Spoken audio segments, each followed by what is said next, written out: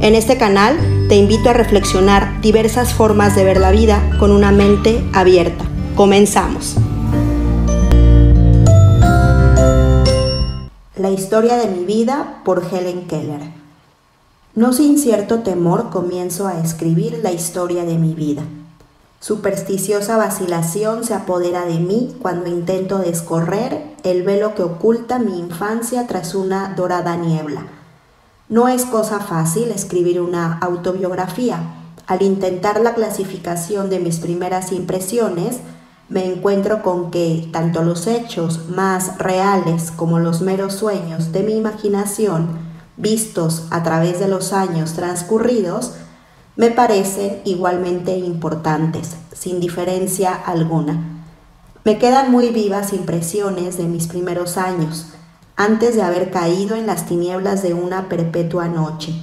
Pero también tuve alegrías y pesares de niña que ya no recuerdo sino vagamente, mientras que otros incidentes muy importantes de la época en que principió mi educación han desaparecido completamente de mi memoria, borrados por las diarias emociones que los nuevos conocimientos me producían.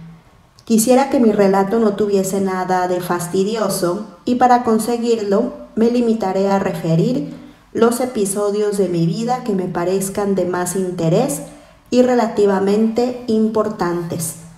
Nací el 27 de junio de 1880 en Tuscumbia, pequeña ciudad al norte de Alabama. Por parte de padre desciendo de Caspar Keller, ciudadano suizo establecido en Maryland. Entre mis antepasados suizos cuento al primero de los profesores de sordomudos de Zúrich, que escribió un tratado sobre su ramo de instrucción. Singular coincidencia. Es verdad que no hay rey que no haya tenido algún esclavo entre sus ascendientes, ni esclavo que no descienda de un rey. Mi abuelo, hijo de Caspar Keller, adquirió grandes propiedades rurales en Alabama y se estableció allí. He oído decir que una vez al año iba a caballo de Tuscumbia a Filadelfia para comprar lo que su agricultura necesitaba. La mayor parte de su correspondencia de aquella época se halla en poder de mi tía y refiere sus impresiones de viaje con mucha viveza y buen humor. Mi abuela Keller era hija de un edecán de Lafayette, Alexander Moore, y nieta de Alexander Spotswood, gobernador de Virginia en la época colonial. También era sobrina de Robert Lee. Mi padre, Arthur Keller, fue capitán del ejército confederado. Mi madre, Kate Adams, algunos años menor que él, fue su segunda esposa. Mi bisabuelo materno, Benjamin Adams, se casó con Susan Goodhue y residió muchos años en Newbury, Massachusetts. El hijo de mis bisabuelos, Charles Adams, nació en Newburyport, que abandonó más tarde para ir a vivir a Helena, Arkansas. Cuando estalló la Guerra de Secesión, combatió por los sudistas y llegó a ser general de brigada. Era esposo de Lucy Helen Everett, que pertenecía a la misma familia que Edward Everett, y el doctor Edward Everett Hale, familia que después de la guerra fijó su residencia en Memphis, Tennessee. Hasta la época en que una enfermedad me privó de la vista y del oído, habité una casita baja compuesta de una sala cuadrada y otra habitación menor en la que dormía la criada. Es costumbre en los estados del sur edificar junto a la casa principal una casita anexa, y siguiendo esta costumbre mi padre construyó una casita así y en ella se instaló con su nueva esposa después de la Guerra de Secesión. La casita estaba casi oculta por las parras, las rosas trepadoras y la madre selva. Vista desde el jardín parecía más bien una pérgola que una morada. Hasta la misma puerta, la casita estaba cubierta por un tejido de rosas amarillas y zarzas, hogar de colibríes y abejas. La casa principal que ocupaban los Keller estaba a pocos pasos de nuestro nido de rosas. Se llamaba Hiedra Verde, porque la casa, los árboles que la rodeaban y hasta las cercas estaban envueltos en una hermosa hiedra inglesa. Ese jardín a la antigua fue el paraíso de mi infancia. Incluso antes de la llegada de mi maestra, me entretenía en seguir a tientas los setos de boj y, guiada únicamente por el olfato, llegaba hasta las primeras violetas y lilas. Allí iba a consolarme después de mis accesos de cólera, ocultando el rostro encendido entre las hojas y hierbas frescas. Qué alegría experimentaba en vagar por el jardín y perderme en él. Súbitamente, tentando con los dedos, reconocía por sus hojas y flores la hermosa vid, que naciendo por un lado del jardín, iba hasta el otro extremo a cubrir con su delicado follaje un invernadero en ruinas. Aquí también se arrastraba la clemátide, caía lánguido el jazmín y crecían las extrañas flores llamadas lirios mariposa, por la delicadeza de sus pétalos como alas de mariposa. Pero entre todas las flores, las rosas eran mi pasión. Nunca vi en los invernaderos del norte tan lindas rosas como las de mi hogar sureño, que colgaban en festones sobre la puerta, saturando el ambiente con su perfume. Y cuando al despuntar el día las acariciaba, bañadas todavía por el rocío, su contacto me era tan delicioso, tan puro, que me preguntaba si no serían muy semejantes a las gamonitas del jardín de Dios. Mis primeros pasos en la vida fueron los de todos los niños, y de mí, como de todo primer hijo, se habría podido decir, vino, vio y venció. Como siempre sucede, se discutió largo tiempo sobre el nombre que convendría darme, trascendental problema. No se podía así como así dar nombre al primer nene. Mi padre propuso que se me llamara Mildred Campbell, nombre de una de sus abuelas más queridas, y se negó a discutir más el asunto. En fin, según el deseo expresado por mi madre, se decidió ponerme el nombre de soltera de mi abuela materna, Helen Everett, pero mi padre, con la emoción, olvidó el nombre en el trayecto de la casa a la iglesia, cosa natural si no había participado en su elección, y cuando el pastor le preguntó, recordó únicamente que querían llamarme como a mi abuela y respondió Helen Adams. Me han dicho que desde que estaba todavía en mantillas, daba ya muestras de mi carácter enérgico y mandón. Me esforzaba en imitar cuanto veía hacer a los que me rodeaban. A los 6 meses, oh maravilla, dicen que ya balbuceaba. Hola, y un día llamé la atención general pidiendo té, con toda claridad. Incluso después de mi enfermedad, recordaba una palabra de las que aprendí en aquellos primeros meses. Era la palabra agua, y seguí produciendo un sonido relacionado con esa palabra cuando ya no sabía decir otra cosa. Dejé de decir ua, ua cuando por fin aprendí a deletrear la palabra. Me han referido que empecé a andar el día que cumplí 1 año. Mi madre me acababa de bañar y me tenía en sus brazos cuando llamaron súbitamente mi atención las sombras de las hojas que jugueteaban sobre el suelo iluminado por los rayos solares. Me escurrí y fui casi corriendo hacia lo que me alucinaba, pero mi impetuosidad me hizo caer y empecé a llorar para que mi madre me levantase en sus brazos. Fueron cortos aquellos días dichosos. Pude gozar de una hermosa primavera y escuchar encantada el canto del petirrojo y el sinsonte. Un delicioso estío puso a mis pies sus perfumadas rosas y vi el otoño dorado y carmesí. Pero ay, bien pronto llegó el triste mes de febrero y con él la enfermedad que me había de dejar ciega y sorda y que iba a sumergirme en la inconsciencia de un recién nacido. El médico diagnosticó una congestión cerebroestomacal a la que yo no podría sobrevivir, pero una mañana muy temprano me dejó la fiebre, tan súbitamente como había aparecido. Aquella mañana hubo mucho regocijo en mi casa, pero nadie, ni siquiera el médico, sabía que yo no volvería a ver ni a oír. Me parece haber conservado recuerdos confusos de mi enfermedad, particularmente de la ternura que me prodigaba mi madre cuando se esforzaba por aliviar mis horas de incomodidad y dolor, y la angustia y la desorientación que me envolvían al despertar inquieta del duermevela y me hacían volver hacia la pared los ojos secos y calientes, alejándolos de la luz que antes buscaba con tanta avidez y que entonces me parecía más débil cada día. Pero aparte estos recuerdos vagos, que no sé si merecen el nombre de recuerdos, encuentro confuso y falto de realidad todo aquel tiempo, como una pesadilla. Poco a poco me acostumbré a la oscuridad y al silencio que me envolvían, y acabé por olvidar que no siempre había sido así, hasta el día en que vino a instalarse junto a mí la que había de devolverme la vida del espíritu, mi maestra. Con todo, durante los primeros 19 meses de mi existencia, había recibido impresión de vastas extensiones verdes, de luminoso cielo, de árboles y flores, y la oscuridad que siguió no podía borrar del todo la memoria de las sensaciones que había experimentado mi espíritu.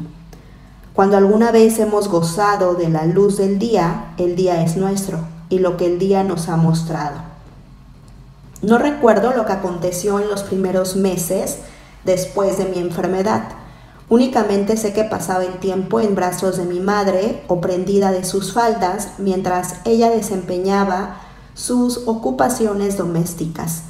Estudiaba al tacto todos los objetos y me dediqué a observar todo lo que se movía a mi alrededor. Así pude enterarme de muchas cosas. No tardé en sentir la necesidad de comunicarme con los demás y comencé a explicarme por medio de una mímica muy sencilla. Decía sí y no con la cabeza. Tiraba para decir ven, empujaba para decir vete. Si deseaba pan, hacía como que cortaba rodajas y las untaba. Si deseaba que mi madre hiciese una crema helada para el postre, hacía el movimiento de manejar una heladora y después me estremecía por el imaginado frío.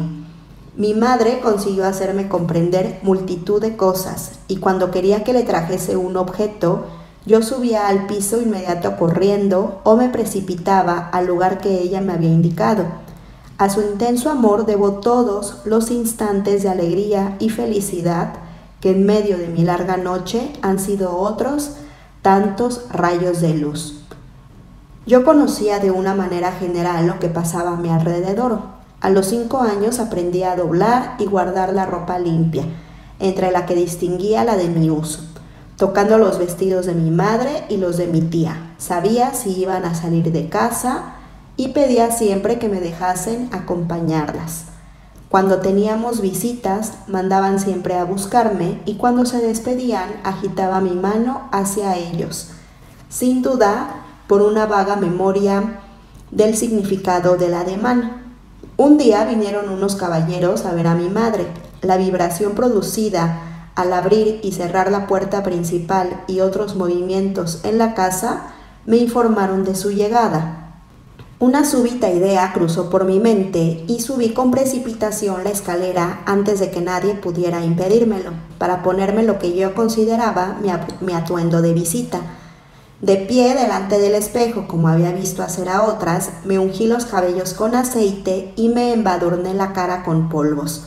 Luego me prendí sobre la cabeza un velo que me cubría todo el rostro, cayendo plegado sobre mis hombros, y comprimí mi estrecho talle con un gran polizón que caía casi hasta el borde de la falda. Ataviada así, bajé a la sala para contribuir a atender a las visitas. No podría hoy fijar la época en que advertí por primera vez que no era igual que los demás, pero esto tuvo lugar antes de que llegase mi maestra. Había notado que mi madre y mis amigas no usaban signos cuando deseaban algo, sino que hablaban con la boca. Algunas veces me ponía entre dos personas que conversaban y les tocaba los labios. Sufría mucho porque no podía comprender aquello y me ponía a mover los labios, gesticulando furiosamente, pero sin obtener el resultado que deseaba.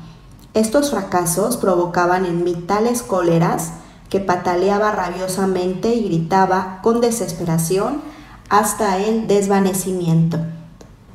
Cuando me portaba mal tenía conciencia de ello. Sabía bien, por ejemplo, que mis patadas hacían padecer a ella, mi aya, y cuando se me había pasado la cólera experimentaba algo parecido al remordimiento, pero no recuerdo ningún caso en que este vago sentimiento me impidiese recaer en las mismas faltas cuando me negaban lo que deseaba. Tenía por asiduas compañeras una chiquita de color, Martha Washington, hija de la cocinera, y Bella, una perra setter ya vieja, que había hecho sus hazañas cinegéticas en otro tiempo. Marta entendía mis signos y normalmente no me costaba obligarla a hacer lo que yo quería. Esto halagaba mi vanidad, gozando con el dominio que sobre ella ejercía. Marta generalmente toleraba mi tiranía antes que exponerse a venir conmigo a las manos, porque yo era fuerte y enérgica y no me inquietaba por las consecuencias de la lucha. Sabía lo que me proponía y para obtenerlo peleaba con uñas y dientes. Pasamos mucho tiempo en la cocina. Allí amasábamos, ayudábamos a la confección de las cremas heladas, nos ocupábamos en moler café y nos peleábamos por rebañar el cacharro del pastel. Éramos la providencia de las gallinas y los pavos, que se agrupaban en la cocina y se atropellaban unos a otros cuando les dábamos de comer. Muchos eran tan mansos que comían de mi mano y me dejaban acariciarlos. Un hermoso pavo me arrebató un día un tomate de las manos y huyó con presteza. Incitada sin dudar por este ejemplo, Marta y yo nos llevamos a la leñera un bizcocho que la cocinera acababa de terminar y no dejamos ni una migaja. La indigestión que me produjo no se me ha olvidado. No sé si el pavo tendría el mismo castigo por su glotonería. Uno de mis pasatiempos favoritos consistía en buscar los nidos de las pintadas para coger los huevos. Estos animales tienen la costumbre de poner en lugares solitarios y lo que más me gustaba era correr entre las altas hierbas buscando huevos. Cuando el capricho de la pesquisa de nidos se apoderaba de mí, se lo anunciaba a Marta, juntando mis dos manos, formando con ellas un hueco redondo como un nido y poniéndolas sobre el suelo. No era necesario más para que ella comprendiese. Cuando teníamos la suerte de encontrar un nido, no le permitía que llevase los huevos a la casa, expresándole por medio de gestos enérgicos que podía caerse y romperlos. Los graneros donde se guardaba el maíz, los establos, el patio donde ordeñaban las vacas por la mañana y al atardecer eran objeto de nuestro interés. Los mozos me permitían acariciar las vacas mientras las ordeñaban, pero un latigazo de la cola del animal me solía castigar la curiosidad. Los preparativos de la Navidad eran siempre para mí de gran júbilo.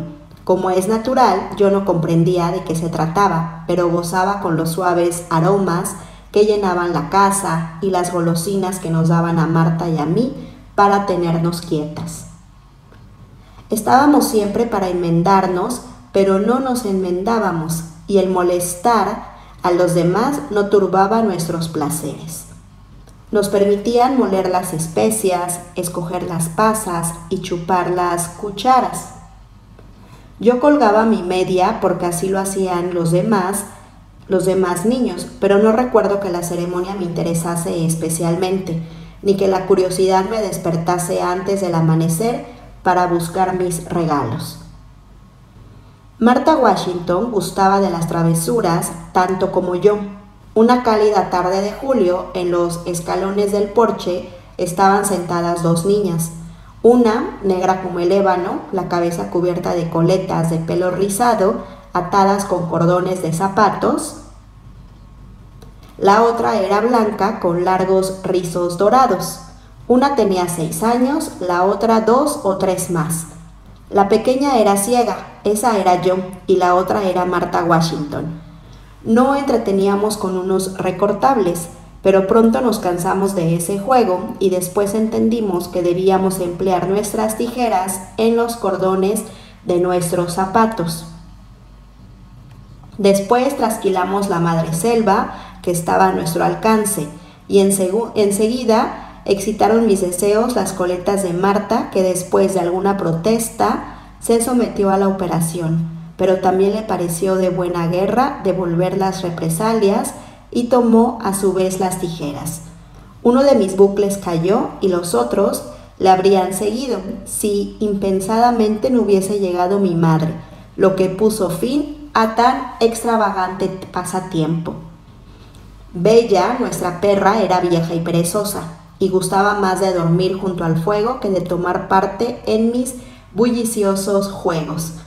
Mucho trabajé para intentar enseñarle mi lenguaje de gestos, pero era torpe y distraída. Algunas veces se me escapaba de un salto, parecía excitarse y luego quedaba inmóvil como en acecho. No sabía por qué. Bella procedía así, pero puedo afirmar que no se cuidaba de obedecerme. Su insubordinación me irritaba y la lección terminaba en combate unidireccional. Bella se levantaba entonces, se sacudía perezosamente, estornudando una o dos veces con desprecio, e iba a acostarse al otro lado de la sala, mientras que yo, fastidiada y furiosa, partía en busca de Marta. Muchos incidentes de mis primeros años, aislados unos de otros, han permanecido como los anteriores, fijos y precisos en mi memoria, excitando mis sensaciones de aquella vida silenciosa, sin objeto y sin luz. Un día me mojé el delantal por casualidad y para secarlo me aproximé con él extendido al fuego. Como no se secaba tan pronto como quería, me aproximé más y concluí por quemarlo. En un abrir y cerrar de ojos, las llamas me envolvieron y produje tal alboroto que acudió Vini, mi vieja aya. Me arrojó encima una pesada manta que casi me sofoca, pero logró extinguir el fuego. Salvo algunas quemaduras en las manos y el cabello, puede decirse que escapé sin más que un susto. Sobre esta época fue cuando descubrí el uso de las llaves. Una mañana encerré a mi madre en la despensa y como los criados estaban ocupados en otra parte de la casa, tuvo que permanecer 3 horas en el encierro. Mientras ella aporreaba la puerta, yo estaba sentada en el porche, riéndome muy a mi gusto.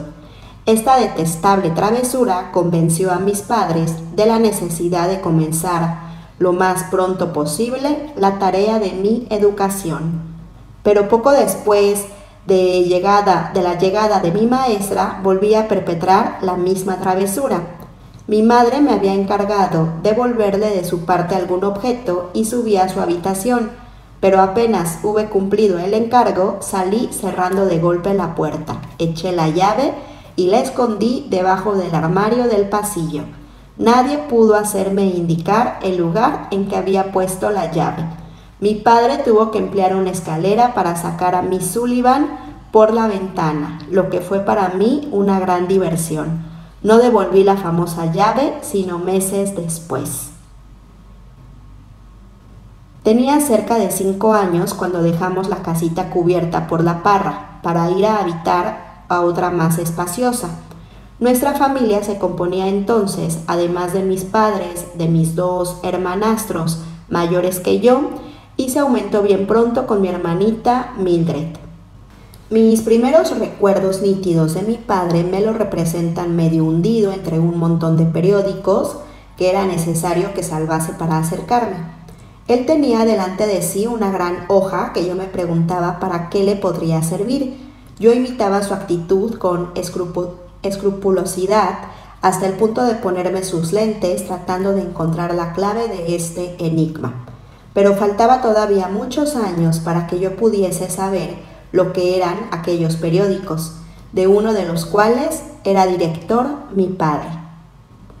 Mi padre era cariñoso e indulgente, muy dedicado a su hogar. Se separaba rara vez de nosotros, a no ser en época de caza. Insigne cazador, la certeza de su puntería le había dado celebridad. Después de su familia, lo que más le interesaba eran sus perros y su escopeta. Practicaba la hospitalidad a la antigua y pecaba por exceso. Casi nunca volvía sin traernos un huésped. Su mayor orgullo era su extenso huerto, en el que cultivaba, según decían, las más hermosas fresas y sandías de la comarca. A mí me traía los primeros racimos de uvas maduras y los más sazonados frutos. Tengo presente su ternura cuando me conducía de árbol en árbol, de cepa en cepa. Veo su alegría ante todo aquello que me agradaba. Mi padre era un excelente narrador y cuando supe expresarme por medio de letras, me trazaba sobre la mano, algo mal en verdad, sus interesantes anécdotas. Nada le agradaba tanto como verme repetirlas, siempre que se me presentaba una ocasión. Gozaba yo en el norte de los últimos y hermosos días del verano de 1896, cuando supe de su muerte. Una corta pero cruel enfermedad se lo había llevado. Fue mi primera gran pesadumbre y también mi primera experiencia personal de la muerte. ¿Cómo hablar de mi madre? Está tan cerca de mí que me resulta casi bochornoso hablar de ella.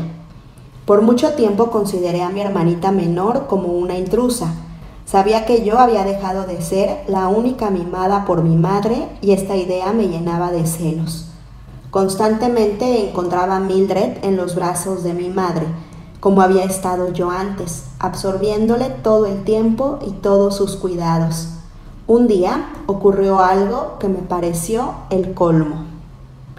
En aquella época tenía yo una muñeca muy querida y también muy maltratada, a la que luego le puse el nombre de Nancy.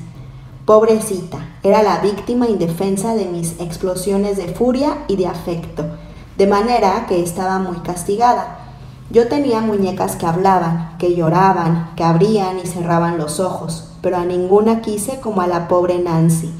Tenía cuna y a veces me pasaba más de una hora meciéndola. Protegía tanto la muñeca como la cuna con mucho celo, pero una vez me encontré a mi hermanita durmiendo plácidamente en la cuna. Imagínense el estallido de mi ira ante la profanación de las cosas que tanto estimaba.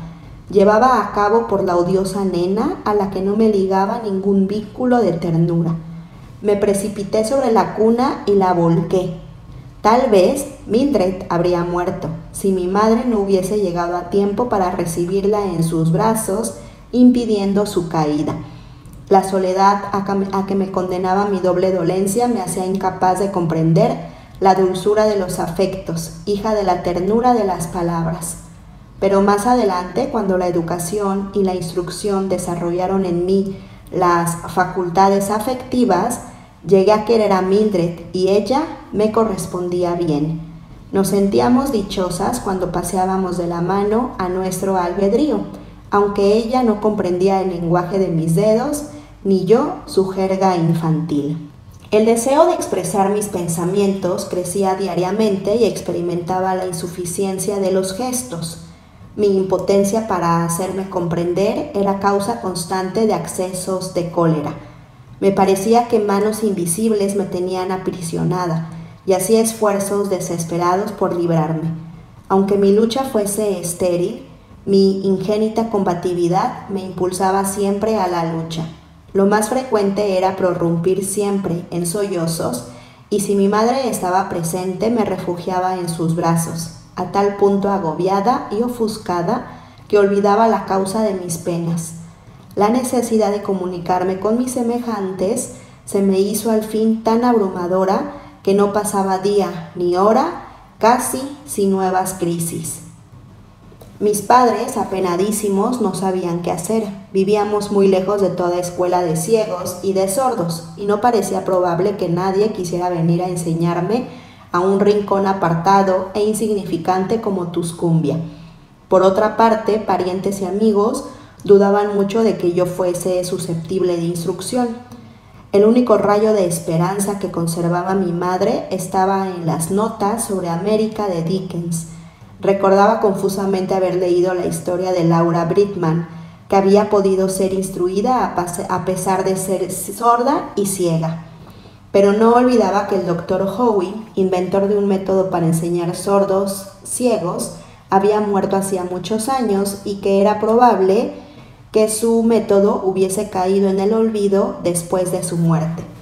Y si aún subsistiese, ¿cómo podría aprovecharse de él una chiquita en un remoto pueblo de Alabama? Tenía yo unos 6 años cuando oyó mi padre hablar de un eminente oculista de Baltimore que había hecho curaciones hasta entonces imposibles. Mis padres decidieron al punto llevarme a Baltimore por si pudiera hacerse algo por mí. Conservo agradable memoria de este viaje. En el tren trabé amistad con muchas personas. Una señora me dio un paquete de conchitas. Mi padre las perforó para que pudiera ensartarlas y me tuvieron entretenida un buen rato. El revisor se mostró también muy amable conmigo. Cuando pasaba marcando los billetes, yo le seguía prendida de sus faldones y me prestaba el sacabocados que hacía mis delicias. Acurrucada en un rincón del compartimento, me entretenía horas enteras en hacer agujeros en trozos de cartón. Mi tía me improvisó con unos trapos una gran muñeca, de lo más estrafalaria y amorfa. No tenía nariz, ni boca, ni orejas, ni cosa alguna que la imaginación, aun de una criatura, pudiese convertir en rostro. Y cosa curiosa, la falta de ojos me impresionó más que todas las otras imperfecciones juntas. Hacía notar esta falta, sin cansarme a cuantas personas trataba, pero nadie encontraba el remedio. De repente apareció en mi cerebro una brillante idea. El problema estaba resuelto. Me escurrí de mi sitio al suelo y me puse a buscar debajo de la banqueta hasta que encontré el manto de mi tía bordado de grandes cuentas. Arranqué 2 y se las mostré, expresándole el deseo de que las fijase en mi muñeca. Ella tomó mi mano y la llevó a sus ojos para preguntarme, y contesté con un vivo signo de asentimiento. Las cuentas fueron al instante cosidas en su sitio y por ello manifesté una alegría loca, pero un instante después la muñeca cesó por completo de interesarme. Finalicé el viaje tan entretenida que no tuve un solo acceso de cólera. Había tantos objetos nuevos para despertar mi atención y ejercitar mis dedos. En Baltimore, el doctor Chisholm nos recibió amablemente, pero nada podía hacer por mí. Sin embargo, decía que era posible educarme y aconsejó a mi padre que consultásemos con el doctor Alexander Graham Bell en Washington, que podría darle noticias útiles sobre escuelas y profesores para niños sordos y ciegos. Nos pusimos en camino, mi padre con el corazón oprimido y lleno de negros presentimientos. Yo, completamente inconsciente de su angustia, gozaba con la emoción de viajar a otro lugar. Vimos al doctor Bell y me conquistó enseguida.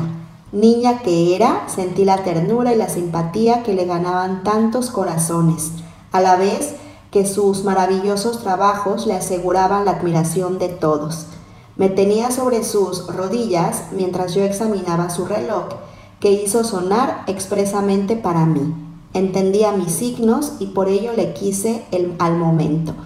Pero estaba entonces lejos de imaginar que aquella visita sería la puerta por la cual pasaría yo de la oscuridad a la luz, de la ignorancia a la ciencia, del aislamiento al amor y a la amistad.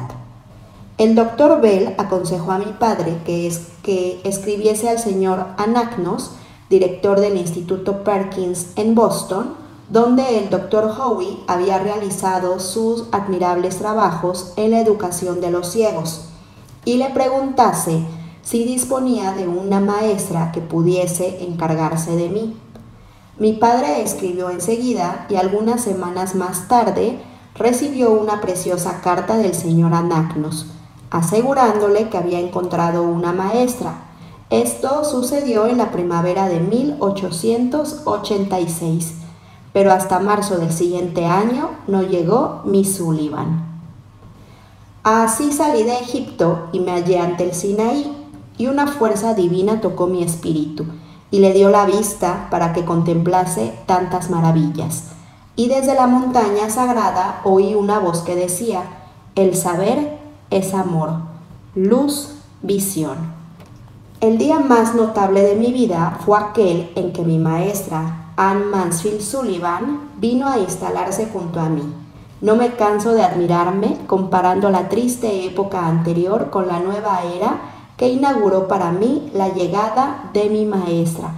Fue el 3 de marzo de 1887, 3 meses antes de cumplir yo los 7 años. Aquel día por la tarde estaba yo en la puerta de la casa, muda, expectante. No sabía qué aguardaba. Había sospechado por los signos de mi madre y el movimiento no acostumbrado en la casa que se preparaba algo extraordinario. Por eso estaba en los escalones de la entrada. El sol, filtrándose por entre la madreselva que cubría el umbral de la puerta, me acariciaba la cara con sus rayos. Mis dedos se posaban, casi sin tener conciencia de ello, sobre las hojas predilectas y las flores recién abiertas que saludaban la dulce primavera sureña. No preveía lo que el porvenir me reservaba de sorprendente y maravilloso. Había pasado semanas de cóleras y amarguras y una languidez enervante había seguido a la crisis. ¿Os habéis encontrado alguna vez en el mar, en medio de una espesa niebla, que parece un crepúsculo blanquecino que os envuelve y se hace casi tangible? El buque parece entonces intranquilo, mientras que la sonda va a tientas buscándole un camino y el pasajero se siente presa de horrible angustia. Como aquel buque, avanzaba yo en la vida, antes de que principiase mi educación, pero yo carecía de sonda, de brújula, y de todo medio de darme cuenta de la proximidad del puerto. Luz, dadme luz, era el grito inarticulado de mi alma y la luz del amor me iluminó en esa hora. Sentí unos pasos que se me acercaban. Supuse que sería mi madre y extendí la mano hacia ella. Alguien que no era mi madre tomó mi mano y un instante después me sentí estrechada entre los brazos afectuosos de la que debía descorrer el velo misterioso que cubría todas las cosas para mí. Hizo más todavía, me amó. A la mañana siguiente, Miss Sullivan me llevó a su aposento y me dio una muñeca que parte de los niños ciegos del Instituto Perkins. La misma Laura Bridgman la había vestido, pero yo no supe esto sino más tarde. Jugué con ella un rato y entonces mi maestra me tomó la mano y lentamente trazó en ella las letras de la palabra muñeca. Me gustó el juego y traté de imitarle. Cuando llegué a escribir correctamente las letras, me sentí inundada de alegría y de infantil vanidad. Bajé corriendo a la escalera para repetir el experimento con mi madre y le tracé en la mano las letras que acababa de aprender.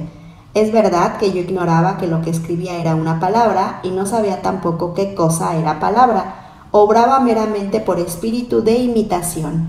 En los siguientes días aprendí a deletrear por el mismo procedimiento algunas palabras, nombres de otras cosas como alfiler, sombrero, taza y algunos verbos tales como sentarse, levantarse, andar. Únicamente después de varias semanas pude comprender la relación entre las palabras y las cosas. Un día, mientras jugaba con mi muñeca nueva, Miss Sullivan me puso también entre los brazos mi gran muñeca de trapo y deletreó muñeca, intentando hacerme entender que la palabra muñeca se aplicaba a los dos objetos. Antes habíamos forcejeado un poco por las palabras taza y agua. Miss Sullivan intentaba hacerme entender que taza es taza y agua es agua, pero yo me obstinaba en confundirlas. Desesperada, ella lo dejó correr por el momento para retomarlo a la primera ocasión. Impacientada por las reiteradas tentativas de mi maestra para hacérmelas distinguir, cogí mi muñeca nueva y la estrellé contra el suelo. Sintiendo a mis pies los pedazos de mi muñeca, experimenté una enorme satisfacción, pero mi exceso de cólera no provocó en mí ni tristeza ni pesar. Yo no había querido a la muñeca. En el mundo del silencio y de las tinieblas en que vivía, no existía la ternura ni ningún sentimiento definido. Sentí que la maestra barría las astillas, apartándolas a un lado de la chimenea, y me alegré de que desapareciese la causa de mi fastidio. Me llevó mi sombrero y comprendí que me iba a sacar de paseo y que gozaría del sol reconfortante. Este pensamiento, si así puede llamarse una sensación no definida por palabra alguna, me hizo saltar de alegría. Bajamos por el sendero hacia el pozo, atraídas por el aroma de la madre selva que lo cubría. Alguien sacaba agua y la maestra me colocó la mano bajo el chorro. Mientras experimentaba la sensación del agua fresca, escribió Miss Sullivan sobre mi mano libre la palabra agua, primero lentamente, después con más presteza. Permanecí inmóvil con toda la atención concentrada en el movimiento de sus dedos. Súbitamente me vino un confuso recuerdo de cosa olvidada hacía mucho tiempo. De golpe el misterio del lenguaje me fue revelado. Supe ya que agua era aquella frescura maravillosa que me bañaba la mano. Esta palabra cobró vida, hacía la luz en mi espíritu y lo liberaba, llenándolo de júbilo y de esperanza. Me faltaban, cierto, muchos obstáculos que salvar, pero tenía la firme convicción de que todo lo vencería con el tiempo. Dejé el pozo llena de deseos de aprender. Todo objeto tenía un nombre y todo nombre evocaba un nuevo pensamiento. Todo cuanto tocaba en el camino a la casa me parecía que palpitaba y tenía vida propia. Veía las cosas exteriores bajo un aspecto nuevo. Al entrar a la casa me vino a la mente la muñeca rota. Fui a tientas a recoger los fragmentos junto a la chimenea y traté en vano de volverlos a unir. Se me llenaron de lágrimas los ojos porque comprendí lo que había hecho y por primera vez conocí el pesar y el arrepentimiento. Aprendí aquel día muchas palabras nuevas. No las recuerdo todas, pero figuraban entre ellas madre, padre, hermana, maestra, voces que iban a hacer florecer el mundo para mí como el bastón de Aarón. Difícil sería encontrar una niña más feliz que yo cuando, acostada en mi camita la noche de aquel día memorable, recordaba las alegrías que en él había tenido y por primera vez esperaba ansiosa el nuevo día. Diversos incidentes marcaron para mí el estío de 1887, que siguió al repentino despertar de mi alma. Empleaba mi tiempo en estudiar por el tacto todos los objetos que me rodeaban y preguntar sus nombres. Cuanto más examinaba los objetos, mejor retenía sus nombres y usos, y también me sentía más feliz y tranquila, porque por momentos veía aumentar la intensidad de comunicación con el resto del mundo. Cuando llegó el tiempo de las margaritas y de los botones de oro, Miss Sullivan me llevó de la mano a través de los campos que los hombres preparaban para la siembra hasta las orillas del Tennessee. Allí, sentada sobre la cálida hierba, aprendí a conocer las bondades de la naturaleza. Mi maestra me explicaba cómo el sol y las lluvias contribuyen al crecimiento de los árboles, que recrean la vista y el paladar con sus frutos, cómo los pájaros hacen sus nidos, viven y se desarrollan y migran, como la ardilla, el venado, el león y todos los seres vivos encuentran su alimento y cobijo. A medida que se ampliaba el horizonte de mis conocimientos, daba más importancia a la felicidad de vivir. Mucho antes de aprender a sumar o a describir la forma de la tierra, Miss Sullivan me enseñó a gozar de la belleza de los aromáticos bosques, de cada brizna de hierba y de las curvas y los hoyuelos de la manita de mi hermana. Se ocupó de que mis primeros pensamientos los relacionara con la naturaleza y de que sintiese que los pájaros, las flores y yo éramos hermanos felices. Pero sobrevino entonces un acontecimiento que me reveló que no siempre la naturaleza es bienhechora. Volvía de una larga excursión con mi maestra, la mañana había sido hermosa, pero cuando nos disponíamos al regreso, la atmósfera se puso pesada y abrumadora, presagiando la tempestad. 2 o 3 veces nos detuvimos para reposar a la sombra de un árbol al borde del camino. Nuestra última parada la hicimos bajo un cerezo a poca distancia de la casa. Era un refugio delicioso. El árbol era fácil de escalar y, sirviéndome de pies y manos y con la ayuda de mi maestra, conseguí subir y encontré un sitio para sentarme. Me hallaba tan bien en el árbol que Miss Sullivan me sugirió la idea de que almorzáramos allí. Le prometí no moverme mientras ella iba a la casa a buscar la comida. De pronto el árbol se transformó.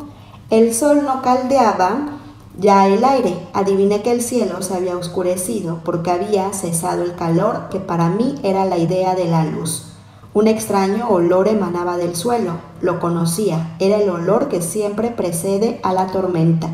Me comprimió el corazón un temor sin nombre, una sensación de absoluta soledad, de estar separada de las personas amigas y de la tierra firme.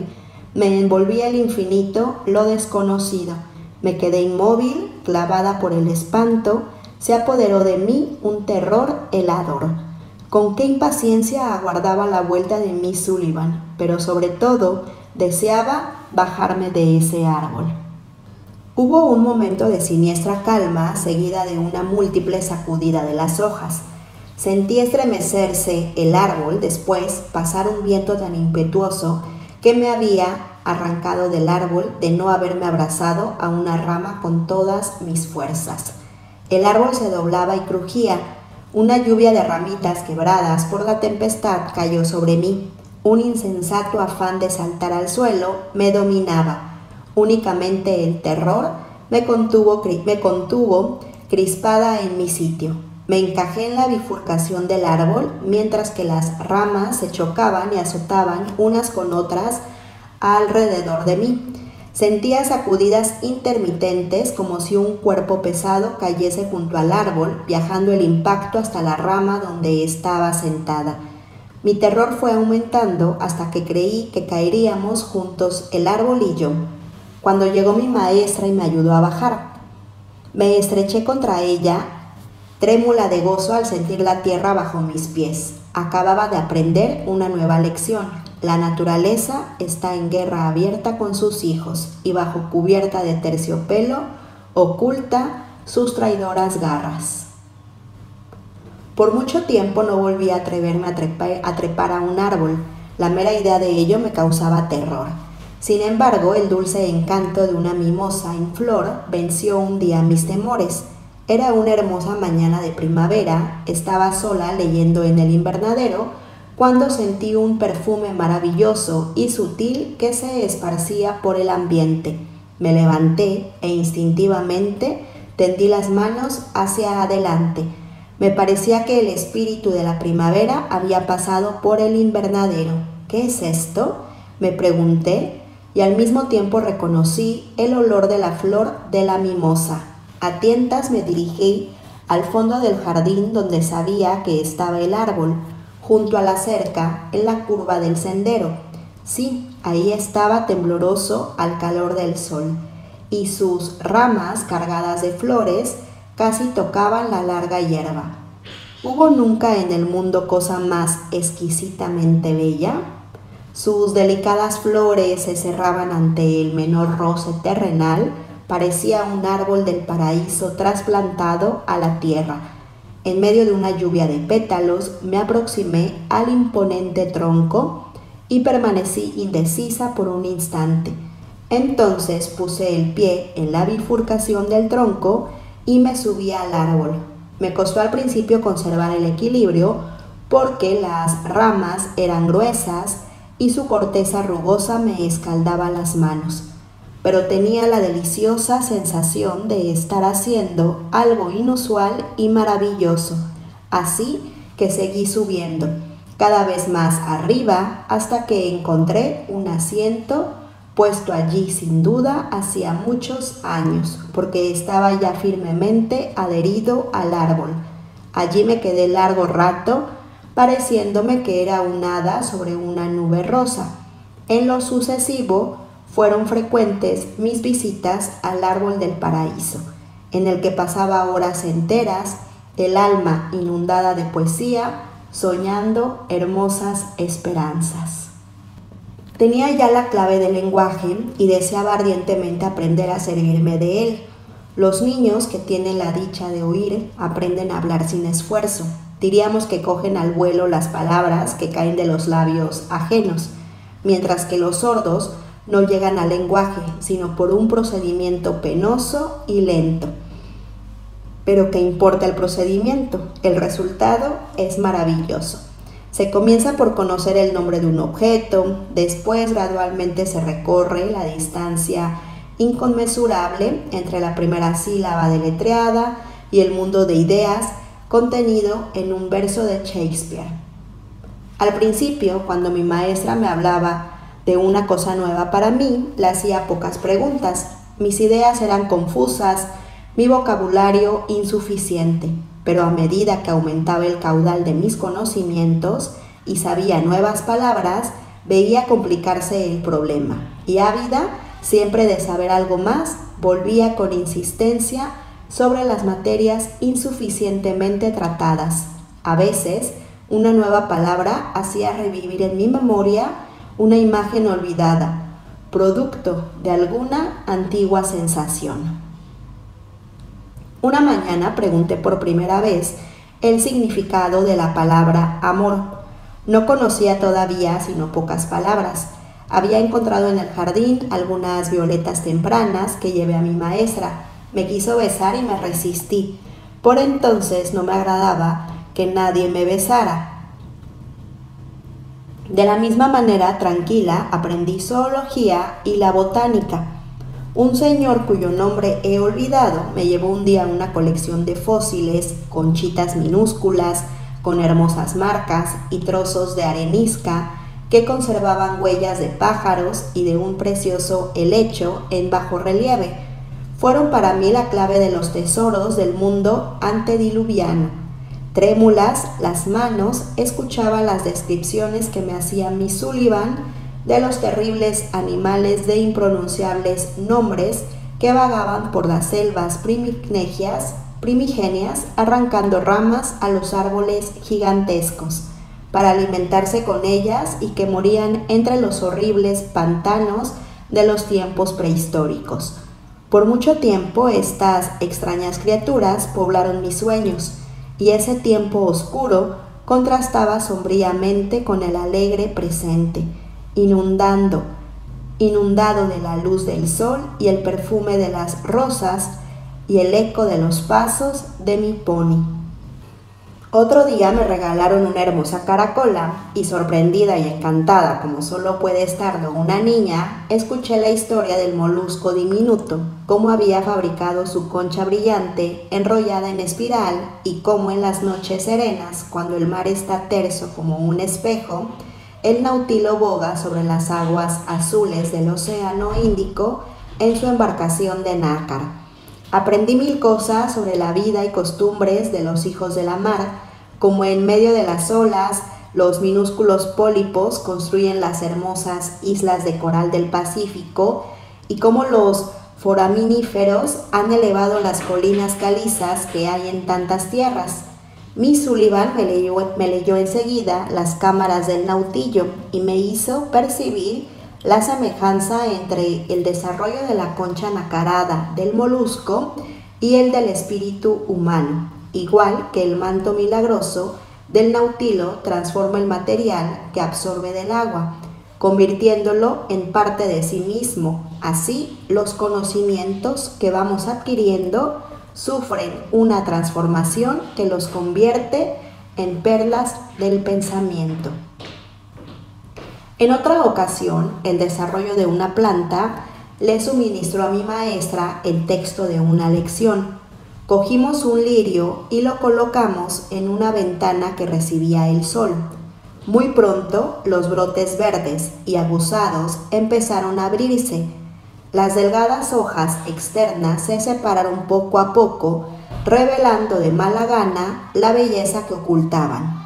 Pero una vez empezado, el proceso se fue acelerando con orden y método.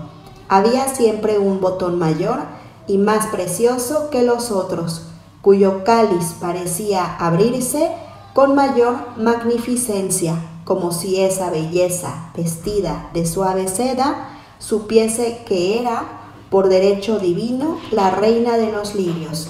Sus hermanas más tímidas se desprendían modestamente de sus cofías verdes, hasta hacer de toda la planta un ramo fragante y graciosamente encorvado. En una ventana llena de plantas había un globo de cristal que contenía 11 renacuajos. Recuerdo con qué ilusión los observaba. Qué divertido hundir la mano en el acuario y sentir las cosquillas de los renacuajos que entraban y salían entre mis dedos. Cierto día, el más ambicioso de ellos saltó por el borde de la pecera y fue a dar en el suelo, donde lo encontré más muerto que vivo. Solo movía un poco la cola, pero tan pronto lo devolvía a su elemento como una flecha de zambullo al fondo.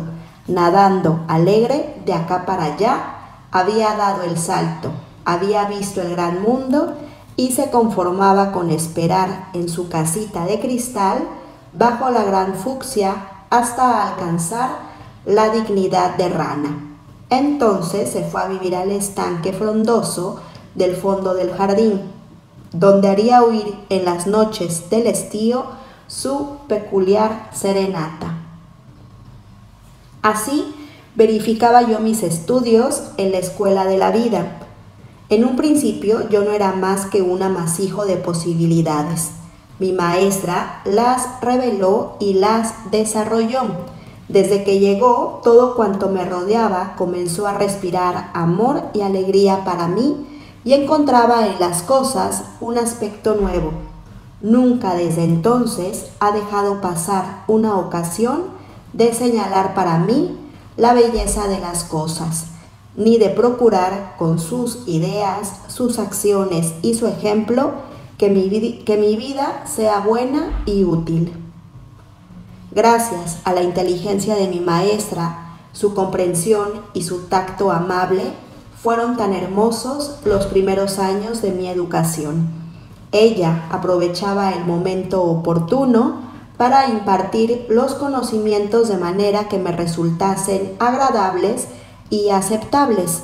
Sabía que la mente infantil es como un arroyo poco profundo que juguetea alegremente recorriendo el curso pedregoso de su educación, reflejando aquí una flor, allá un matorral o una nube de algodón.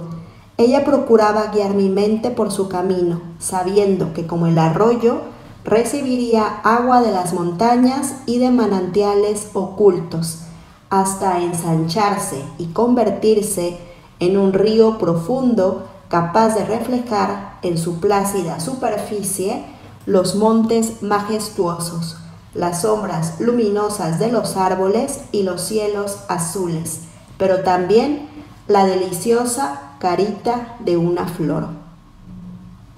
Cualquier maestro puede llevar al niño al aula,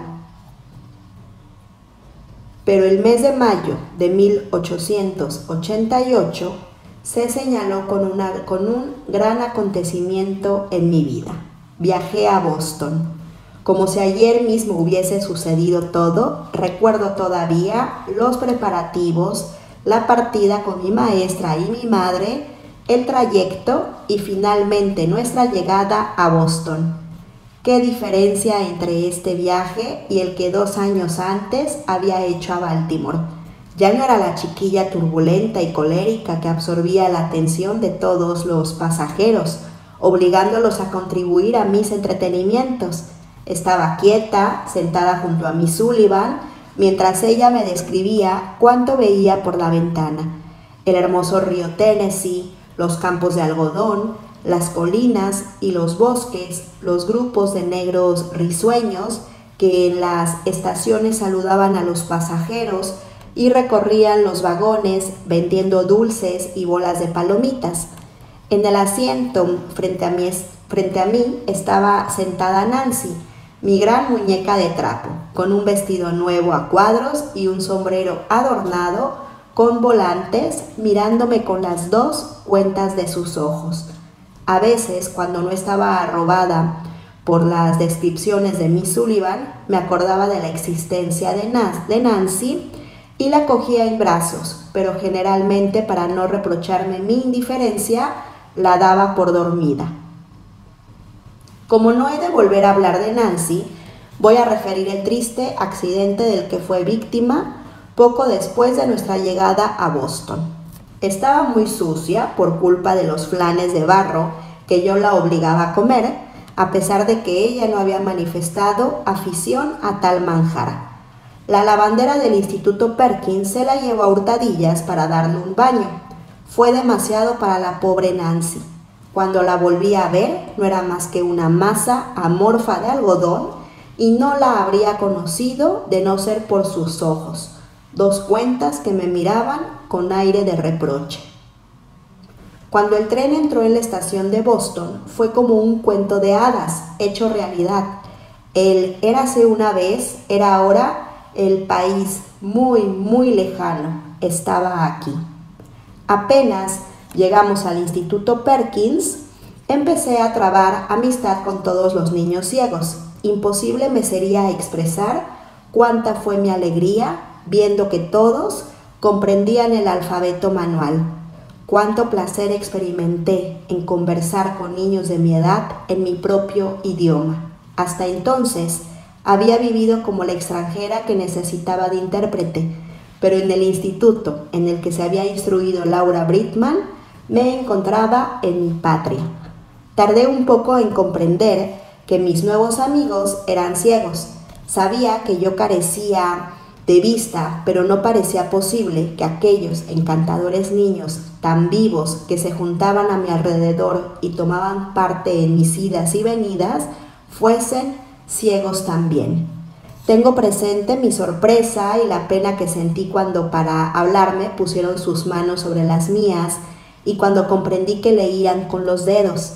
Aunque me habían instruido de antemano y aunque entendía mi propia minusvalía, creía vagamente que al poder oír, estos niños tendrían una especie de segunda vista, y no estaba preparada para encontrar a un niño, y otro más, todos privados de este precioso don.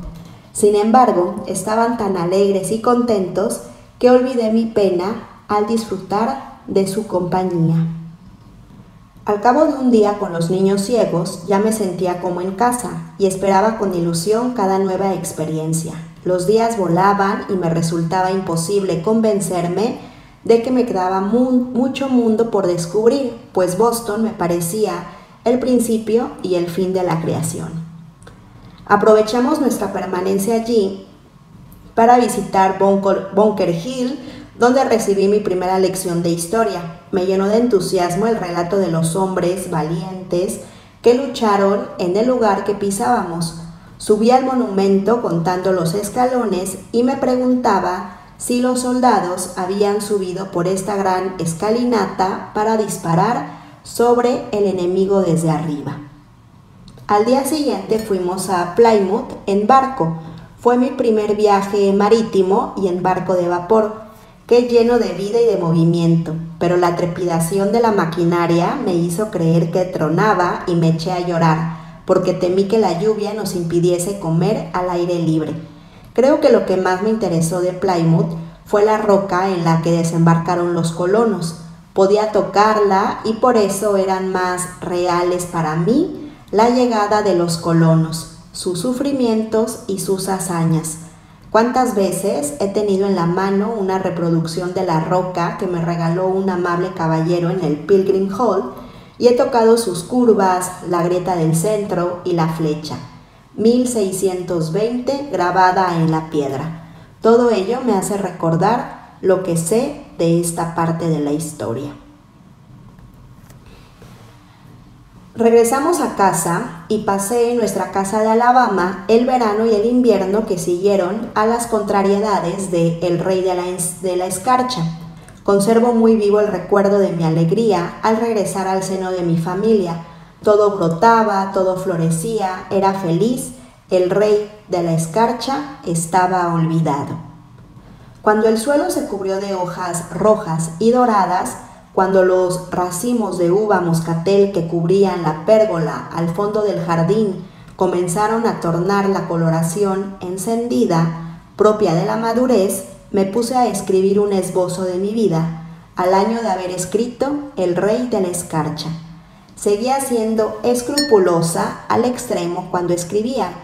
Me atormentaba la idea de escribir cosas que no fuesen enteramente mías. Solo mi maestra conocía mis temores. Una susceptibilidad extremada me impedía toda alusión a El Rey de la Escarcha, y muchas veces, cuando en el curso de nuestras conversaciones se me ocurría una idea, deletreaba en la mano de Miss Sullivan: no estoy segura de que sea mía. Otras veces, a mitad de un párrafo, me decía: ¿y si resultase que esto ya lo escribió alguien? Un terror diabólico se apoderaba entonces de mi mano y ya no podía escribir más en todo el día. Aún hoy siento a veces la misma inquietud. Miss Sullivan se esforzaba por tranquilizarme, pero la terrible experiencia por la que había pasado dejó en mi espíritu una profunda impresión, cuyo significado únicamente ahora comienzo a comprender. Con la esperanza de infundirme valor, me convenció para que escribiese una breve historia de mi vida. Yo tenía entonces 12 años. Al recordar ahora mi esfuerzo por escribir aquel relato, me parece que debí de tener una visión profética del bien que saldría de la empresa, porque si no, con toda seguridad habría fracasado.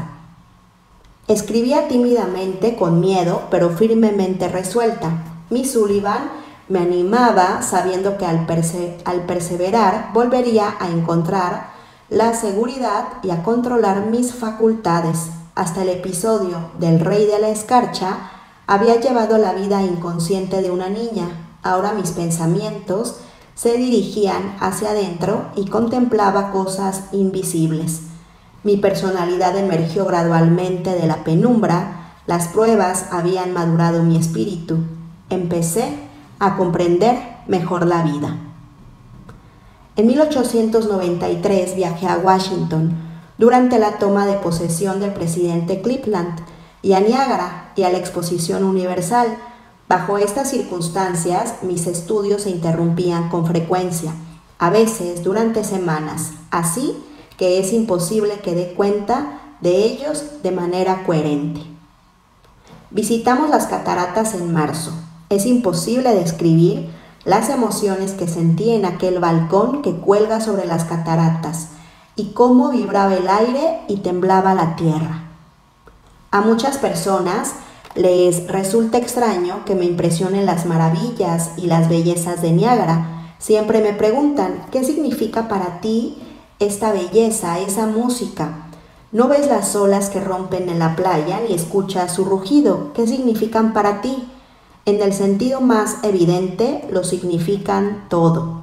No puedo sondar ni definir su significado, igual que no puedo sondar ni definir el amor, ni la religión, ni la bondad. En el verano del mismo año, fui a visitar a la Exposición Universal de Chicago en compañía de Miss Sullivan y del Dr. Graham Bell. Allí, con una dicha sin mezcla de cosa que la turbase, vi realizarse 1000 sueños de mi infancia. Cada día hacía con la imaginación un viaje alrededor del mundo y gozaba de los maravillosos espectáculos que proporcionan los rincones más remotos de la tierra. Mis dedos tocaban las maravillas de la inventiva, los tesoros de la industria y del arte, y de todas las actividades de la vida humana. Me gustaba pasear por el recinto de la exposición. Parecía las 1001 noches, tan repleto estaba de novedades y cosas interesantes. Aquí, la India de mis libros, en el curioso bazar, con sus chivas y sus dioses elefantes. Allá la tierra de las pirámides, concentrada en El Cairo en miniatura, con sus mezquitas y sus largas recuas de camellos. Por acullá, las lagunas de Venecia, donde navegábamos cada noche al iluminarse la ciudad y sus fuentes. Subí también a un barco vikingo a poca distancia de las barcas más pequeñas. Había visitado ya en Boston un buque de guerra y me pareció interesante comprobar en este barco vikingo cómo el marinero fue una vez sumamente importante, cómo navegaba y se enfrentaba a la tormenta igual que al mar en calma, con valentía, y daba caza a cualquiera que repitiese su grito. Tempestuosa, un amor como el de Ruth, un amor que se eleva por encima de las diferentes creencias, de los prejuicios raciales más arraigados, es difícil de encontrar en este mundo. La Biblia me consuela con la sensación profunda de que las cosas que se ven son temporales y las que no se ven son eternas. Desde que nació en mí el amor por los libros, no recuerdo haber dejado de amar ni por un momento los de Shakespeare. No sé con exactitud cuándo comencé la lectura de los cuentos de Shakespeare, editados por Lamb, pero sé que los leí desde el primer día con infantil admiración y con infantil comprensión. Macbeth es la obra que más me ha impresionado. Una lectura bastó para imprimir para siempre en mi memoria los detalles del drama, y sus brujas y fantasmas me han perseguido largo tiempo, hasta en sueños. Veía realmente el puñal y la pequeña y blanca mano de Lady Macbeth. La terrible mancha era tan real para mí como para la misma reina abrumada de dolor. Poco tiempo después de Macbeth leí El Rey Lear y nunca olvidaré el estremecimiento de horror que me causó la escena en que le arrancan los ojos a Gloucester. La cólera se apoderó de mí, los dedos se me entumecieron e incapaz de todo movimiento, permanecí algunos momentos en mi silla, rígida, la sangre agolpada a las sienes, concentrando en el corazón todo el odio del que es capaz el corazón de un niño. Debí de conocer en la misma época a Shylock y a Satanás, porque ambos personajes quedaron asociados en mi espíritu durante mucho tiempo. Recuerdo que me daban lástima, sentía vagamente que no habrían podido proceder mejor, aunque lo hubiesen querido, porque nadie quería ayudarles ni darles una oportunidad. Hoy mismo no tengo valor para condenarlos del todo. Hay momentos en que imagino que los Shylock, los Judas y el mismo diablo no son sino radios rotos de la gran rueda del bien, que volverá a estar entera cuando se hayan cumplido las revoluciones de los tiempos. Si las primeras lecturas de Shakespeare me dejaron tan penosos recuerdos, en cambio las composiciones de viva y alegre imaginación, que ahora prefiero, no me impresionaban mucho en aquella época, sin duda porque reflejaba la lúcida y habitual alegría de mi vida de niña. Nada más caprichoso que la memoria de un niño. No es posible predecir lo que retendrá ni lo que olvidará. He leído a Shakespeare muchas veces y me sé de memoria algunos fragmentos íntegros, pero ni yo misma sé cuáles son las obras que prefiero. Mi disfrute de ellas varía según el momento. Las canciones y sonetos me resultan tan frescos y maravillosos como el teatro. Las canciones y sonetos me resultan tan frescos y maravillosos como el teatro, pero a pesar de lo que me gusta Shakespeare, me cuesta mucho encontrar en los versos los significados ocultos que contienen según los críticos.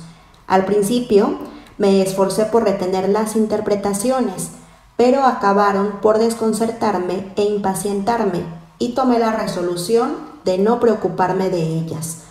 No desistí de tal resolución hasta ahora bajo la dirección del profesor Kittredge. Sé que hay en Shakespeare y en el universo multitud de cosas que no comprendo y me siento dichosa al ver descorrerse uno a uno los velos que me ocultaban antes mundos enteros de pensamientos y bellezas. Después de la poesía, lo que más me gusta es la historia. He leído cuanta obra histórica ha caído en mis manos, desde listas de datos áridos y fechas más áridas aún, hasta la pintoresca e imparcial historia del pueblo inglés de Greene, desde la historia de Europa de Freeman hasta la Edad Media de Emerton. El primer libro que me transmitió un sentido del valor de la historia fue la Historia Universal de Swinton, que me regalaron cuando cumplí 13 años. Creo que ya no se considera válido, pero lo he conservado como oro en paño. En él aprendí cómo se fueron extendiendo por el mundo las razas, construyendo grandes ciudades, cómo unos pocos grandes reyes, titanes de la tierra, lo dominaron todo y con su autoridad abrían las puertas de la felicidad para millones de personas y las cerraban para otras tantas.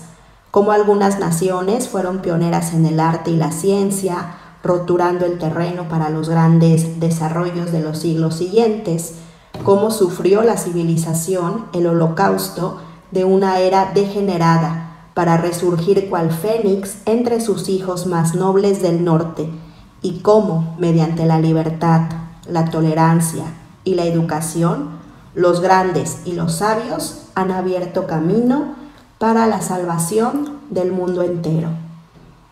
Mis lecturas universitarias me han familiarizado bastante con la literatura francesa y alemana, el alemán de la primacía a la fuerza sobre la belleza y a la verdad sobre lo convencional, tanto en la vida como en la literatura. Todo lo que hace está rodeado de un vigor vehemente como un mazazo. Y hasta aquí la historia de mi vida. Y pido que las personas buenas de Boston me ayuden a hacer más luminosas y felices las vidas de los niños ciegos. Su amiguita que le quiere, Helen Keller. A finales de junio, la señorita Sullivan y Helen se fueron a casa a Tuscumbia. A la señorita Caroline Derby, Tuscumbia, Alabama, 9 de julio de 1892. Mi querida Carrie, tiene que entender como prueba concluyente de mi cariño el hecho de que le escriba hoy. Durante toda la semana el tiempo ha estado frío, oscuro y desagradable en Tuscumbia, y confieso que la lluvia incesante y el tiempo deprimente me llenan de pensamientos oscuros y hace que escribir cartas o cualquier ocupación placentera parezca del todo imposible. Pero tengo que comunicarle que estamos vivos, que llegamos bien a casa y que hablamos de usted a diario y disfrutamos mucho de sus interesantes cartas. Mi estancia en Hulton fue preciosa. Todo estaba fresco y primaveral y pasábamos el día al aire libre. Incluso desayunábamos en la terraza. A veces nos sentábamos en la hamaca y mi maestra me leía. Montaba a caballo todas las tardes y una vez galopé durante 5 millas. ¡Oh, qué divertido! ¿Le gusta a usted montar? Tengo ahora un carrito muy bonito y si dejara alguna vez de llover, vamos a salir todas las tardes de paseo, mi maestro y yo. Y tengo otro precioso mastín, el más grande que haya visto nunca, y vendrá también para defendernos. Se llama Eumer. Qué nombre tan extraño, ¿no? Creo que es sajón. Esperamos ir a la montaña la semana próxima. Mi hermanito Phillips no está bien y creemos que el aire limpio de la montaña le hará bien. Mildred es una hermanita buena y estoy segura de que a usted le encantaría. Le agradezco mucho su fotografía, me gusta tener retratos de mis amigos, aunque no pueda verlos. Me divirtió mucho la idea de que usted escribiese la mano cuadrada. Yo no utilizo una tableta braille, como supone usted, sino una tabla con surcos como la que le adjunto. Usted no podría leer en braille, pues escribe con puntos, nada parecido a las letras normales. Muchos recuerdos a la señorita Derby y dígale que espero que le diese besos de mi parte a la pequeña Ruth. ¿Qué libro me envió usted por mi cumpleaños? Recibí varios y no sé cuál era el suyo. Me hicieron un regalo que me agradó especialmente. Era una linda capa hecha a crochet para mí por un señor de 75 años y me escribe que cada punto representa un bondadoso deseo de felicidad y salud. Dígales a sus primitos que creo que deberían abstenerse de opinar, como yo, hasta después de la elección. Hay tantos partidos y candidatos que dudo que unos políticos tan jóvenes pudieran elegir con prudencia. Transmítale por favor mis saludos a Rosy cuando le escriba. Su amiga que le quiere, Helen Keller. Postdata, ¿qué le parece esta carta escrita a máquina? Siguiente carta a la señora de Grover Cleveland. Tuscumbia, Alabama, 4 de noviembre de 1892. Estimada señora Cleveland, le he escrito una cartita en esta linda mañana porque las quiero muchísimo a usted y a la pequeña Ruth, y también porque deseo agradecerle el cariñoso recado que me envió con la señorita Derby. Me alegra muchísimo que me aprecie una señora tan amable y hermosa. Hace mucho que la quiero, pero no creí que supiera usted quién era yo hasta que llegó su amable recado. Dele un beso por favor a su dulce bebé y dígale que tengo un hermanito de casi 16 meses. Se llama Phillips Brooks. El nombre se lo puse yo por un amigo querido. Con esta carta le envío un bonito libro que mi maestro cree que le interesará y mi retrato. Acéptelos por favor, con el cariño y los mejores deseos de su amiga Helen Keller. Y hasta aquí las cartas que se han reproducido completas. Desde ahora se omiten fragmentos indicando las omisiones. Al señor John Hitz. Calle Brattle, 138, Cambridge, 11 de noviembre de 1899. En cuanto a la cuestión del braille, me angustia lo indecible saber que se duda de mi declaración con respecto al examen. En el fondo de todas estas contradicciones, lo que subyace es la ignorancia. Usted mismo parece creer que le enseñé el braille americano, pero no sabe ni una letra de ese sistema. Me entró la risa al decir usted que me había estado escribiendo en braille americano, y ahí estaba, escribiendo la carta en braille inglés. Con respecto al examen en braille, los hechos son los siguientes. Así aprobé los exámenes de ingreso de Radcliffe. Los días 29 y 30 de junio de 1899 hice los exámenes de Radcliffe. El primer día, los de griego elemental y latín avanzado, y el segundo, los de geometría, álgebra y griego avanzado. Las autoridades universitarias no permitieron que la señorita Sullivan me leyese los exámenes, así que se contrató al señor Eugene Binning, profesor del Instituto Perkins para ciegos, para que me los copiase en braille. Yo no conocía de nada al señor Binning, que no podía comunicarse conmigo sino escribiendo en braille. Al supervisor del examen tampoco lo conocía de nada, y no hizo ningún esfuerzo por comunicarse conmigo para nada. Pero no dejo de ver que tengo que resignarme a aprenderla si quiero escribir correctamente, igual que tuvimos que tragar mucha agua en el lago antes de aprender a nadar bien. Mi maestra me lee Colomba en francés. Es una deliciosa novela llena de expresiones picantes y de emocionantes aventuras. No me reproches que utilice palabras complicadas, que tú haces lo mismo. Y si alguna vez la lees, creo que te agradará sobremanera. Estás estudiando historia de Inglaterra, ¿no es así? ¡Qué interesante es! Estoy haciendo ahora un estudio minucioso del periodo isabelino, de la Reforma y de las actas de supremacía y de conformidad, de los descubrimientos marítimos y de todos los grandes acontecimientos que el diablo parece haber inventado para tortura de las tiernas inteligencias como la tuya. Ya estamos equipadas para el invierno, abrigos, sombreros, vestidos, franelas y demás. Acabamos de mandarnos a hacer 4 lindos vestidos por una modista francesa. 2 son míos, el uno tiene falda de seda negra, guarnecida de encaje negro y con corpillo de popelina blanca, adornada de terciopelo azul turquí y encaje crema sobre viso de raso. El otro es de lana de un bonito verde, con adornos de terciopelo rosa y verde y encaje blanco. Lleva una hilera de botoncitos blancos. Mi maestra tiene también un vestido de seda, la falda negra y el corpiño en gran parte amarillo. Está adornado con vivos de terciopelo negro y encaje. Su otro traje, púrpura, lleva también adornos de terciopelo púrpura y el corpiño un cuello de encaje crema. Así que imaginarás que parecemos pavos reales, pero sin cola. Nunca me había sentido tan a gusto en ninguna iglesia desde la muerte del obispo Brooks. El doctor Greer leía tan lentamente que a mi maestra le daba tiempo de traducirme todas las palabras.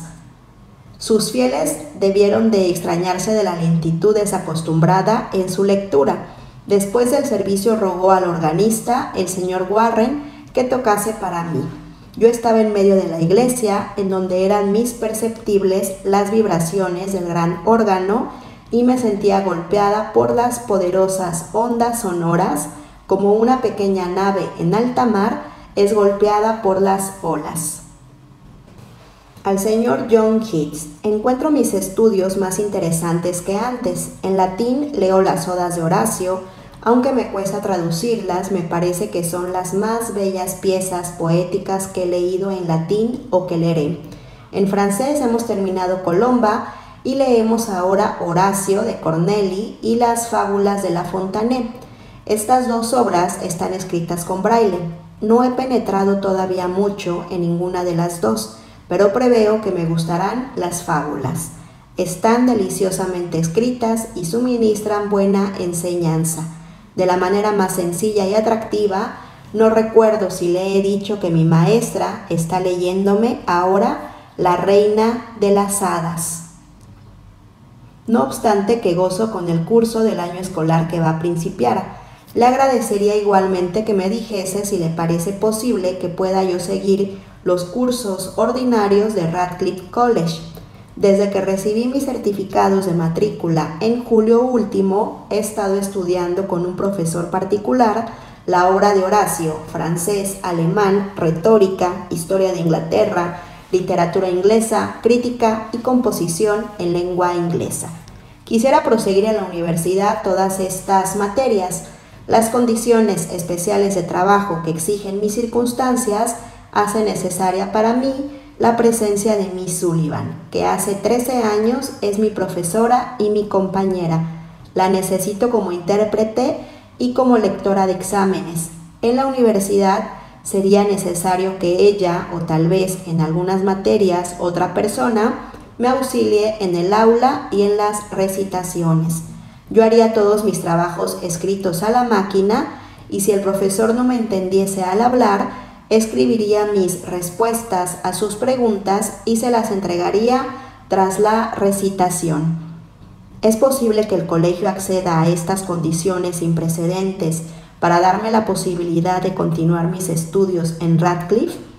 No se me oculta que los obstáculos son muy grandes, a otros podría parecer insuperables, pero señor, el verdadero soldado no se da por vencido sin combate. A la señora de Lawrence Hutton. 9 de diciembre de 1900. ¿Acaso le parezco una persona malvada y no se me ocurre otra palabra que exprese su pésima opinión de mí si no es ladrona de caballos? Dígame la verdad, ¿cree que soy tan mala? Espero que no, pues he compuesto mentalmente muchas cartas dirigidas a usted, pero que jamás llegué a poner por escrito. Me encantó recibir su carta, sí, me encantó, y pensé responder inmediatamente, pero los días pasan sin sentir cuando una está atareada, y lo he estado este otoño muy atareada, créame. Las muchachas de Radcliffe siempre estamos hasta las orejas de trabajo. Si lo duda, venga a verlo usted mismo. Estoy estudiando el curso normal para licenciarme. Cuando lo consiga, supongo que no osará llamarme villana. Estudio lengua inglesa, la que se estudia en el segundo año de carrera, aunque no sé en qué se diferencia de la lengua inglesa de siempre: alemán, francés e historia. Me está gustando incluso más de lo esperado, o sea, me alegro de estar aquí. Es difícil, muy difícil a veces, pero aún no me ha vencido. No estudio matemáticas, ni griego, ni latín. Las materias en Radcliffe son electivas. Solo son obligatorias ciertas asignaturas relacionadas con la lengua inglesa. Ya aprobé el inglés y el francés avanzado antes de acceder a la universidad, y elijo las materias que más me gustan. Pero no tengo intención de abandonar el griego y el latín. Tal vez los retome más adelante.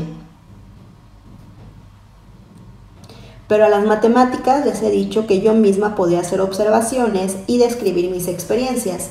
Desde hoy estoy decidida a ser yo misma, a vivir mi propia vida y a escribir mis pensamientos propios cuando los tenga. Cuando escriba algo espontáneo que me parezca original y digno de serle presentado en consulta, se lo llevaré, si usted me lo permite. Cuando me diga que está bien, quedaré contenta. En el caso contrario, me volveré a poner a trabajar hasta que consiga que sea de su agrado. A la señora de Lawrence Hutton, Cambridge, 27 de diciembre de 1900. Entonces, ¿leyó usted la crónica de nuestro almuerzo en los periódicos? Me pregunto cómo se enteran de todo. Estoy segura de que no había presente ningún periodista. Lo pasé estupendamente. Los brindis y los discursos fueron muy divertidos. Yo solo pronuncié unas palabras, pues no supe qué esperaban que hablase hasta que me lo pidieron allí mismo. Creo que ya le escribí que había sido elegida vicepresidenta de mi promoción, la del primer curso en Radcliffe. Le dije en mi última carta que tenía un vestido nuevo, un auténtico vestido de gala con escote y mangas cortas y bastante cola. Es de un azul pálido adornado con encajes del mismo color. Solo lo he lucido una vez, pero estaba convencida de que Salomón, en todo su esplendor, no se me podía comparar. Al menos jamás tuvo un vestido como el mío. Un caballero de Filadelfia le ha escrito a mi maestro contándole de un niño sordo y ciego que vive en París y cuyos padres son polacos. La madre es médico, una mujer brillante, según dice. Este niñito hablaba 2 o 3 idiomas antes de perder el oído por una enfermedad y ahora solo cuenta 5 años. Pobrecito, me gustaría hacer algo por él, pero es muy pequeño y mi maestra cree que sería una crueldad separarlo de su madre. He recibido una carta de la señora Tow hablando de la posibilidad de hacer algo por estos niños. El doctor Bell cree que el último censo mostrará que existen más de 1000 solo en los Estados Unidos, y la señora Bell opina que si todos mis amigos unieran sus esfuerzos, sería cosa fácil establecer a comienzos de este nuevo siglo una línea sobre la que pueda viajar la piedad, y podría lograrse el socorro de estos niños desafortunados. Carta al señor William Wade, Cambridge, 2 de febrero de 1901. Por cierto, ¿dispone usted de algún ejemplo de braille inglés especialmente impreso para aquellos que hayan perdido la vista a cierta edad o tengan los dedos encallecidos por el trabajo, de manera que son menos sensibles que los de otros ciegos? Leí una descripción de un sistema así en una de mis revistas inglesas. Sería excelente cosa tener el Great Round World impreso en caracteres palpables. Dudo que los que posean el inapreciable don de la vista puedan concebir el inmenso beneficio que sería para los ciegos poseer una publicación como la que proyectan, poder seguir por sí mismos cuanto se piensa, se dice y se hace en el mundo. Este mundo cuyas alegrías y dolores, reveses y éxitos son de palpitante interés para todos. Sería, en verdad, fuente de una dicha demasiado grande para que pueda ser expresada con palabras. Tengo confianza en el buen resultado de los esfuerzos que hace para llevar la luz a los que yacen en las tinieblas. Dudo, sin embargo, que el número de los abonados a una edición en relieve sea suficiente para permitirles realizar vuestro proyecto, porque ya he dicho que los ciegos en general son pobres. Pero ¿por qué, si es necesario, los amigos de los ciegos no prestarían su concurso a la revista? Hay siempre corazones bien dispuestos y manos prontas para hacer pasar a la categoría de hechos las buenas intenciones. Os deseo rápido triunfo en una empresa que me toca muy de cerca y quedo. A la señorita Nina Rhodes, Cambridge, 25 de septiembre de 1901. Nos hemos quedado en Halifax hasta mediados de agosto. Día tras día, la bahía, los buques de guerra, el parque, nos han tenido ocupadas pensando y sintiendo y disfrutando. Cuando llegó el Indiana, fuimos invitadas a bordo. La chalupa del navío vino a buscarnos. He tocado su monstruoso cañón. He leído con mis dedos los nombres de muchos de los navíos españoles capturados en Santiago de Cuba y he palpado los lugares por donde las balas enemigas habían penetrado en el casco de la nave. El Indiana era el mayor y más hermoso de los barcos del puerto y estábamos orgullosas de él. Tras abandonar Halifax, visitamos al Dr. Bell en Cape Breton. Tiene una casa romántica y encantadora sobre una montaña a orillas del lago. El Dr. Bell me contó muchas cosas interesantes de su labor. Acababa de construir un barco que puede ser propulsado por una cometa con el viento a favor y un día probó experimentos para ver si era capaz de dirigir la cometa con el viento en contra. Yo estaba allí y le ayudé a hacer volar las cometas. En una de ellas noté que los hilos eran de alambre y por mi experiencia ensartando cuentas, dije que creía que se romperían. El Dr. Bell dijo que no, muy convencido, y echó a volar la cometa.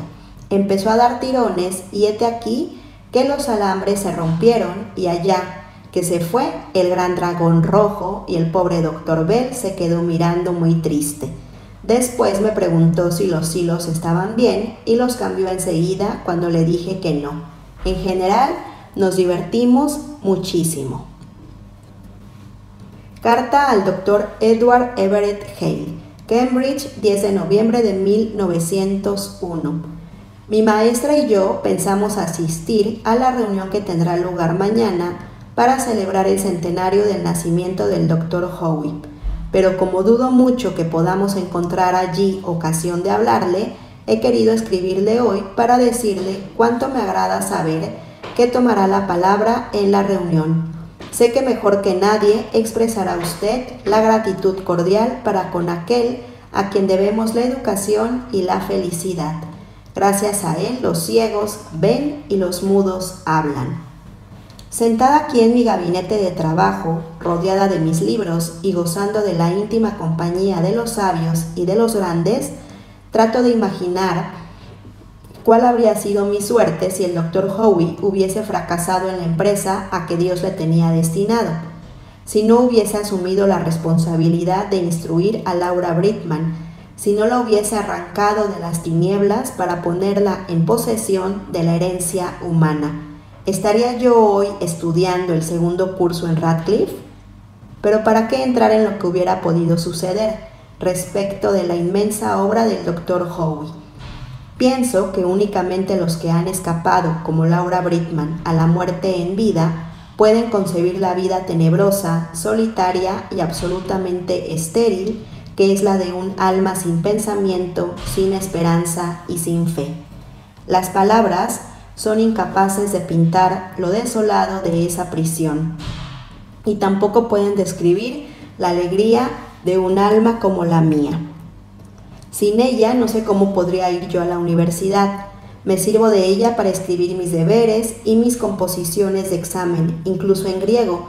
No tiene sino un defecto, que es considerado sin duda como una ventaja para los profesores, que una sola mirada basta para descubrir todos los defectos imposibles de disimular con una letra ilegible. Sé que vais a reíros cuando os diga que los asuntos políticos me interesan infinito, que una sola mirada basta para descubrir todos los defectos imposibles de disimular con una letra ilegible. Sé que vais a reíros cuando os diga que los asuntos políticos me interesan infinito. Me gusta hacerme leer los diarios y trato de comprender las grandes cuestiones del día, pero temo que mis conocimientos no sean muy estables. Cada libro que leo me hace cambiar de opinión. Antes pensaba que cuando estudiase las asignaturas de gobierno civil y economía, todas mis dudas y todas mis perplejidades se transformarían en bellas certidumbres. Pero ay, abunda más la cizaña que el buen grano en estos fértiles campos de la ciencia. Y hasta aquí las múltiples cartas que escribía y que enviaba Helen Keller por ejemplo, a la revista femenina, que empezó a publicarse en 1883, a la revista juvenil que existió durante más de un siglo, a un poeta romántico, periodista y director del New York Evening Post, a un escritor e historiador conocido sobre todo por sus cuentos de Alhambra, y a múltiples personas, siempre pidiéndoles ayuda y compromiso para todos los niños ciegos y sordos como lo era ella. Hasta aquí este excelente libro, que era uno de mis favoritos cuando era niña, uno de los primeros libros que leí y que me encantó encontrármelo de nuevo. Muchísimas gracias por llegar hasta aquí. Si te ha gustado, por favor suscríbete, dame like, envíame todos tus comentarios, dime qué libro quieres que leamos, de qué libro quieres que haga una reseña y con mucho gusto lo haré. Muchas gracias y nos vemos en el siguiente video. Y recuerda que tu voz puede cambiar el mundo. Hasta la próxima.